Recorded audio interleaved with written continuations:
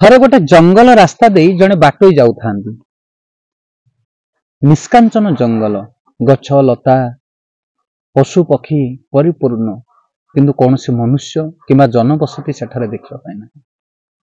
ବହୁ ଦୂର ଅତିକ୍ରମ କଲା ପରେ ଭୀଷଣ ରୌଦ୍ର ତାପ, ଖରା ତାଙ୍କର ତଣ୍ଟି ଶୁଖି ଶୁଖି ଆସୁଥାଏ। ସେ ଟିକେ ପାଣି ଆବଶ୍ୟକ କରୁଥାନ୍ତି। କୋଉଠି ମୁନ୍ଦାଏ ପାଣି ମିଳିଗଲେ ଟିକେ ପିଇ ଦିଅନ୍ତି ପରା। କିନ୍ତୁ ବହୁ ପଥ ଅତିକ୍ରମ କଲା ପରେ ମଧ୍ୟ ତାଙ୍କୁ ପାଣିର କୌଣସି ପ୍ରକାର ସନ୍ଧାନ ମିଳିଲା ନାହିଁ। ଶେଷରେ ତାଙ୍କର ଚାଲିବା ପାଇଁ ଶକ୍ତି ଚାଲି ଯାଇଥାଏ। ଆଉ ଚାଲିବା ପାଇଁ ଶକ୍ତି ନାହିଁ ତାଙ୍କର, ଶେଷ ଅବସ୍ଥା ତାଙ୍କର କହିଲେ ଚଳେ। ଏବଂ ଅକସ୍ମାତ ଅଦୂରରେ ସେ ଦେଖିଲେ ଗୋଟେ ଛୋଟିଆ କୁଡିଆ।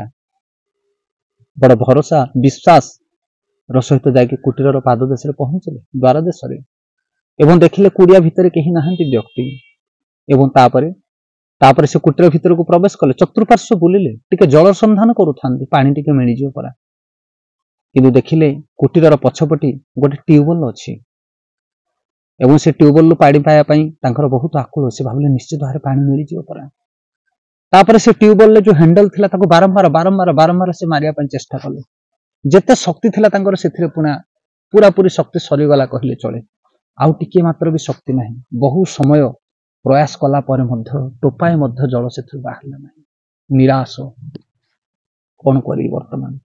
କିନ୍ତୁ ଅକସ୍ମାତ ଦେଖିଲେ ସେ ଟ୍ୟୁବୱେଲ ପାଖରେ ଗୋଟେ ପାଣିର ବୋତଲ ଅଛି ଏବଂ ସେ ଆକୁଳ ଭାବରେ ଦୌଡ଼ି ଗଲେ, ପାଣି ବୋତଲଟିକୁ ହାତରେ ଧରିଲେ, ପିଇବା ପାଇଁ ଚେଷ୍ଟା କରୁଛନ୍ତି। କିନ୍ତୁ ବୋତଲ ଉପରେ ଲେଖାଯାଇଛି, ଦୟାକରି ଏ ପାଣିକୁ ପିଅନ୍ତୁ ନାହିଁ। ଏ ପାଣି ସେ ଟ୍ୟୁବୱେଲ ଭିତରେ ପକାଇ ଆପଣ ଟ୍ୟୁବୱେଲକୁ ପୁଣି ମାରିବା ପାଇଁ ଚେଷ୍ଟା କରନ୍ତୁ ଏବଂ ଅପର୍ଯ୍ୟାପ୍ତ ପାଣି ଆପଣଙ୍କୁ ମିଳିବ। ଆପଣ ପାଣି ପିଅନ୍ତୁ ଏବଂ ପୁନର୍ବାର ଏହି ବୋତଲରେ ପାଣି ରଖିଦେଇ ଯାଆନ୍ତୁ। ବର୍ତ୍ତମାନ ସେ ଲେଖା ଖଣ୍ଡକ ପଢିଲା ପରେ ବ୍ୟକ୍ତି ଜଣକ ଚକିତ ହେଲେ, ଆଶ୍ଚର୍ଯ୍ୟ ହେଲେ, ମୁଁ କଣ କରିବି? ତାଙ୍କ ପାଖରେ ଆଉ ଶକ୍ତି ନାହିଁ ଏବଂ ଯଦି ଟ୍ୟୁବୱେଲରେ ପାଣି ପକେଇଲା ପରେ ଯଦି ପାଣି ନ ବାହାରେ ତାହେଲେ ତାଙ୍କର ପ୍ରାଣବାୟୁ ଚାଲିଯିବ ସେଠି। ସେ ବିଚାର କରୁଥାନ୍ତି, ଯଦି ମୁଁ ପାଣି ପିଇଯାଏ, ପାଣି ମୋ ପ୍ରାଣ ତ ରହିଯିବ, କିନ୍ତୁ ପରବର୍ତ୍ତୀ ସମୟରେ ଯିଏ ବି ଏ ରାସ୍ତାରେ ଯିବ ସିଏ ଆଉ ପାଣି ପାଇବ ନାହିଁ, କାରଣ ପାଣି ସରିଯିବ। ମୁଁ କଣ କରିବି? କିନ୍ତୁ ବହୁ ଚିନ୍ତା କଲା ପରେ ବ୍ୟକ୍ତି ଜଣକ ସାଧୁ ପ୍ରକୃତିର ଥିଲେ। ସେଥିପାଇଁ ସେ ପାଣିକୁ ଟ୍ୟୁବୱେଲ ଉପରେ ପକେଇଲେ ଆଉ ଟ୍ୟୁବୱେଲ ମାରିବା ପାଇଁ ଚେଷ୍ଟା କଲେ। 2-4 ଥର 5 ଥର ମାରିଲା ପରେ କଷ୍ଟମଷ୍ଟେ ପାଣି ବାହାରିଲା, ଅପର୍ଯ୍ୟାପ୍ତ ପାଣି ବାହାରିଲା, ସଫିସିଏଣ୍ଟ ପାଣି ବାହାରିଲା ଏବଂ ସେ ପାଣିକୁ ପିଇଲେ, ସ୍ନାନ କଲେ। ଅପର୍ଯ୍ୟାପ୍ତ ଭାବରେ ଯେତିକି ପରିମାଣର ଦରକାର ତାଙ୍କ ପାଣି ଯଥାସମ୍ଭବ ଯଥେଷ୍ଟ ପରିମାଣର ପାଣି ଗ୍ରହଣ କଲେ ଏବଂ ତାପରେ ପୁନର୍ବାର ସେଇ ବୋତଲରେ ପାଣି ବୋତଲଟିଏ ଭରି ରଖିଲେ। ଆଉ କଣ ଲେଖିଲେ?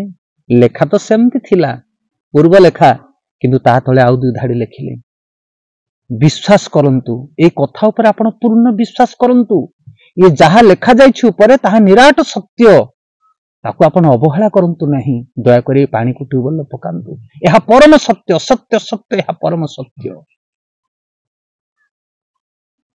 ଏହା ଲେଖି ସେ ପାଣି ବୋତଲଟିକୁ ରଖି ସେ ପୁନର୍ବାର ନିଜ ଗନ୍ତବ୍ୟ ପଥରେ ଚାଲିଗଲେ। କହିବାର କଥା ହଉଛି ଏହା, ସେ ପାଣି ବୋତଲ ହଉଛି ଶାସ୍ତ୍ର, ସେ ପାଣି ବୋତଲ ହଉଛି ହରିନାମ, ସେ ପାଣି ବୋତଲ ହଉଛି ହରିଭକ୍ତି।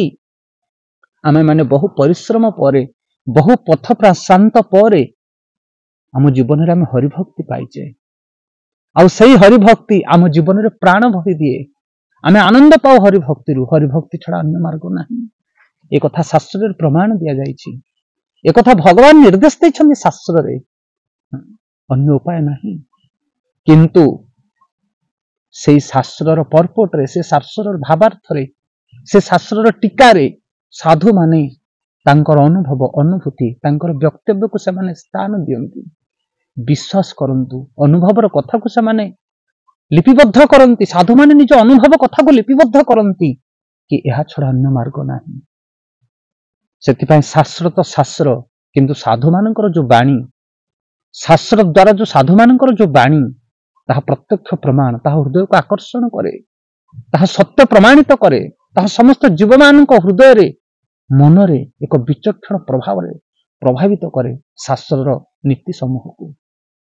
ସେଥିପାଇଁ ଆମେ ଶାସ୍ତ୍ରର ଅମୂଲ୍ୟ ରତ୍ନକୁ ସେତେବେଳେ ହୃଦବୋଧ କରିପାରିବା, ଶାସ୍ତ୍ରର ଅମୂଲ୍ୟ ଉପଦେଶକୁ ଆମେ ଜୀବନରେ ସେତେବେଳେ ଗ୍ରହଣ କରିପାରିବା ଯେତେବେଳେ ସାଧୁମାନଙ୍କର ସଙ୍ଗରେ ରହିବା, ସାଧୁମାନଙ୍କର ଟୀକା, ସାଧୁମାନଙ୍କର ଅନୁଭବ, ଅନୁଭୂତିକୁ ଆମ ଜୀବନରେ ଗ୍ରହଣ କରିବା। ସେଥିପାଇଁ ଶାସ୍ତ୍ର ସହିତ ସାଧୁ ସଙ୍ଗର ବହୁତ ଆବଶ୍ୟକ ରହିଛି। ଯଦି ଶାସ୍ତ୍ର ସହିତ ଆମେ ସାଧୁ ସଙ୍ଗକୁ ଗ୍ରହଣ ନ କରୁ ତାହେଲେ ଶାସ୍ତ୍ରର ଅମୂଲ୍ୟ ରତ୍ନକୁ ଆମ ଜୀବନରେ ଆମେ ଉତାରି ପାରିବା ନାହିଁ। ସାଧୁ ସଙ୍ଗ ସର୍ବଶାସ୍ତ୍ର କହେ, ଲବେ ମାତ୍ର ସାଧୁ ସଙ୍ଗେ ସର୍ବସିଦ୍ଧ। ଯଦି ଜୀବନରେ ଆମେ ସାଧୁ ସଙ୍ଗ କରୁ ତାହେଲେ ସମସ୍ତ ପ୍ରକାର ସିଦ୍ଧି, ସମସ୍ତ ପ୍ରକାର ନିୟମକୁ ଆମ ଜୀବନରେ ଆମେ ଗ୍ରହଣ କରିପାରିବା। ତ ସେଥିପାଇଁ ଗୃହସ୍ଥ ହୁଅ, ବାନପ୍ରସ୍ଥ ହୁଅ, ସନ୍ନ୍ୟାସ ହୁଅ, ବ୍ରହ୍ମଚାରୀ ହୁଅ, ବ୍ରାହ୍ମଣ ହୁଅ, କ୍ଷତ୍ରିୟ ହୁଅ, ବୈଶ୍ୟ ହୁଅ, ଶୂଦ୍ର ହୁଅ, ଯେକୌଣସି ସ୍ତରର ବ୍ୟକ୍ତି ହଉ ନା କାହିଁକି ସାଧୁସଙ୍ଗ କରିବା ଦରକାର। ସାଧୁସଙ୍ଗରେ ଜୀବନର ସଫଳତା ପ୍ରାପ୍ତ ହୁଏ। ନିତାଇ ଗୌର ପ୍ରେମାନନ୍ଦ।